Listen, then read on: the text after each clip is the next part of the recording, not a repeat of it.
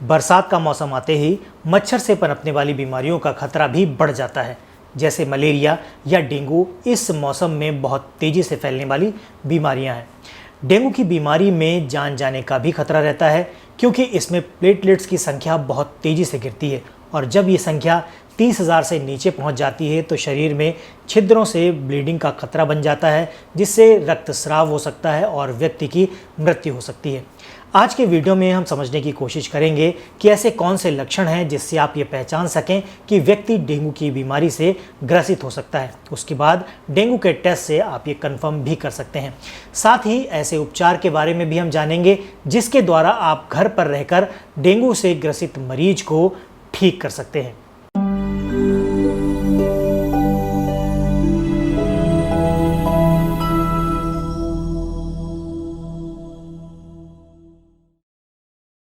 नमस्कार दोस्तों, आज के वीडियो में आपका स्वागत है।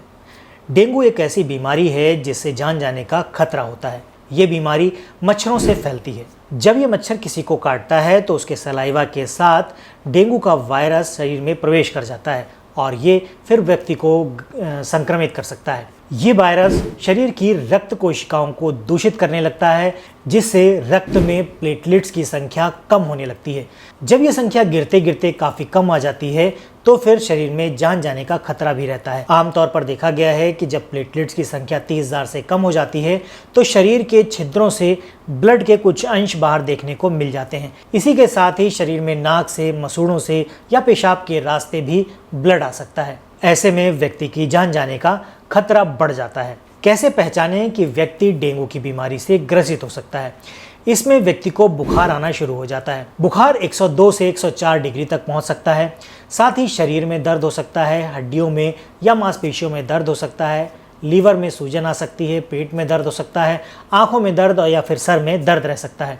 इसमें लीवर में सूजन के कारण जब आप कोई भोजन करेंगे तो उसके भोजन करने के तुरंत बाद उल्टी भी आ सकती है। इस बीमारी में मुंह के टेस्ट में कमी आ जाती है, शरीर में असहनीय दर्द रहता है, मन करता है कि आप हर समय आराम करते रहें। भूख में कमी होने के साथ साथ इसमें शरीर में जो छिद्र होते हैं उन छिद्रों में लाल रंग के चकत्ते से पड़ जाते हैं। जैसे खसरे में आपको छोटे छोटे दाने दिखाई देते हैं, ठीक वैसे ही आपके हाथों में जो रोम छिद्र होते हैं वहाँ से ब्लड के कुछ अंश दिखाई देंगे, जो ऐसा लगेगा कि खसरे के जैसे आपके शरीर में दाने या चकत्ते पड़ गए हैं। डेंगू के टेस्ट के बाद जब आपको ये कन्फर्म हो जाएगा कि डेंगू की बीमारी है तो आप देखेंगे कि डेंगू की बीमारी में प्लेटलेट्स की संख्या बहुत तेज़ी से गिरती है।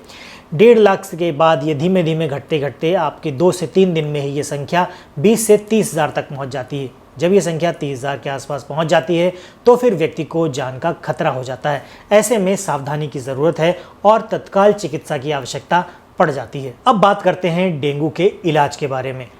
जैसे ही हमें पता चलता है कि व्यक्ति को डेंगू हुआ है तो हम घबरा जाते हैं और अपने पेशेंट को हॉस्पिटल्स में एडमिट करा देते हैं। आपको मालूम होना चाहिए कि मॉडर्न चिकित्सा पद्धति में डेंगू की बीमारी यानी कि प्लेटलेट्स बढ़ाने की कोई दवा मौजूद नहीं है, लेकिन आयुर्वेद में वर्षों से ऐसी औषधियाँ मौजूद हैं जो आपके शरीर में जो प्लेटलेट्स की संख्या गिर जाती है उसको बढ़ाने में बहुत तेज़ी से काम करती हैं। यूँ तो शरीर में जब कोई भी बुखार आता है उस बुखार में प्लेटलेट्स की संख्या कुछ कम होती है, लेकिन डेंगू एक ऐसी बीमारी है जिसमें प्लेटलेट्स की संख्या बहुत तेज़ी से और बहुत अधिक मात्रा में कम होती है, जिससे कि जान को खतरा बन जाता है। इसलिए हमें ऐसा उपचार करना चाहिए जिससे कि शरीर में प्लेटलेट्स की संख्या तेज़ी से बढ़े या फिर आपका शरीर प्लेटलेट्स बनाना शुरू कर दे।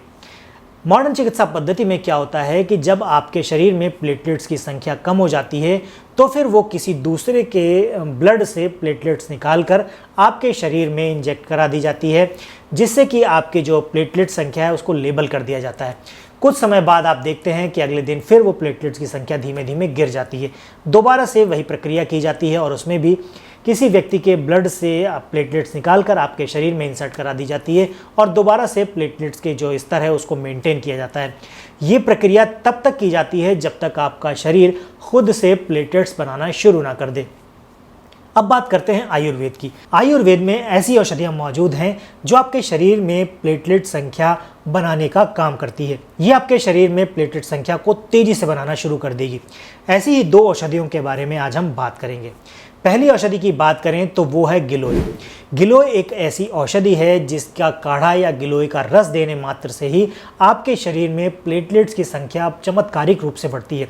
2 से 3 दिनों में आप देखेंगे कि आपकी प्लेटलेट संख्या बहुत तेज़ी से बढ़ना शुरू होती है। जैसा कि मैंने आपको शुरू में बताया कि जिस स्पीड से आपकी प्लेटलेट संख्या गिरती है, ठीक वैसे ही जब आपको सही उपचार मिल जाता है तो आपकी प्लेटलेट संख्या उतनी ही तेज़ी से बढ़ती भी है। जैसे गिरने की संख्या होती है, मान लीजिए 1.5 लाख से 80,000 हुई, 80 से 40 हुई, 40 से 30, 30 से 20 और 20 से 15, 10 इस तरह से गिरती है। और जब बढ़ना शुरू होती है तो बढ़ती भी इसी तरीके से है। मान लीजिए 20,000 से 40,000 हुई, 40,000 से 70 हुई या 80 हुई और 80 से 100 या 160 हो गई। इस स्पीड से प्लेटलेट संख्या बढ़ना शुरू हो जाती है और व्यक्ति अच्छा महसूस करने लगता है। गिलोय की बात हमने कर ली, अब हम बात करते हैं पपीते के पत्ते का रस। जो पपीते के पेड़ हैं उनका जो कोमल पत्तियां होती हैं, उन पत्तों को आप तोड़ लें, उन पत्तों को मसल कर उनका रस निकाल लें। ये रस पेशेंट को देना है 2 चम्मच सुबह और 2 चम्मच शाम को। अगर आपको कंडीशन ज़्यादा क्रिटिकल दिखाई देती है तो आप 2 चम्मच दोपहर में भी दे सकते हैं, लेकिन 2 चम्मच सुबह और 2 चम्मच शाम को पर्याप्त है। आजकल आप न्यूज़पेपर और अखबार में देखेंगे कि इनका बहुत दुष्प्रचार हो रहा है। आपको बताया जा रहा है कि आप घर पर चिकित्सा ना करें। पपीते के पत्ते अगर आप देते हैं तो इससे दूसरी बीमारियां हो जाती हैं। बकरी का दूध अगर आप पेशेंट को पिलाते हैं तो इससे ग्लैंड्स का जो टीवी है वो होने का खतरा बन जाता है। और ऐसे में आपको ये बताया जाता है कि साथ ही आप पेशेंट को जल्दी से नज़दीकी हॉस्पिटल में एडमिट कराएं। अभी तक हमने जिन मरीजों को भी ये पपीते के पत्ते का रस और काढ़ा दिया है वो सभी मरीज़ बहुत आसानी से ठीक हो गए हैं। इन औषधियों के साथ साथ आपके लिए एक चीज़ और है जो आपको ध्यान रखनी है। व्यक्ति की खुराक या पेशेंट की जो खुराक है या खान पान है उस पर आपने ध्यान देना है। कोशिश करें पेशेंट को लिक्विड चीज़ें ज़्यादा दें, और लिक्विड चीज़ों में भी प्रेस्क्राइब किया जाता है कि व्यक्ति को लाल चीज़ें ना दें, जैसे अनार का रस हो गया या फिर गाजर या चुकंदर का रस हो गया। इस तरह का रस देने से मना किया जाता है। कारण क्या है कि अगर व्यक्ति हॉस्पिटल में है या घर पे है और किसी कारण से उसको उल्टी होती है तो आपको ये पहचानने में परेशानी होगी कि वो उल्टी में ब्लड आया है या नहीं।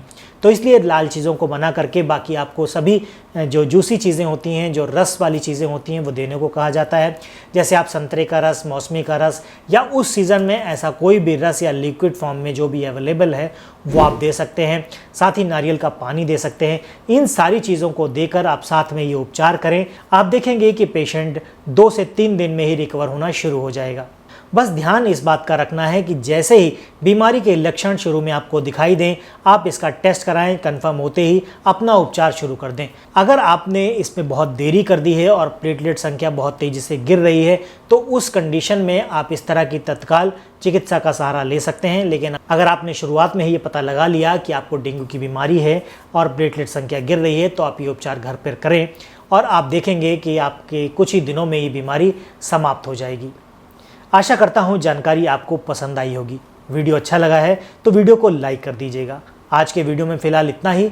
मिलते हैं अगले वीडियो में ऐसी ही किसी नई और रोचक जानकारी के साथ। तब तक के लिए अपना और अपनों का ख्याल रखें। खुश रहें, स्वस्थ रहें।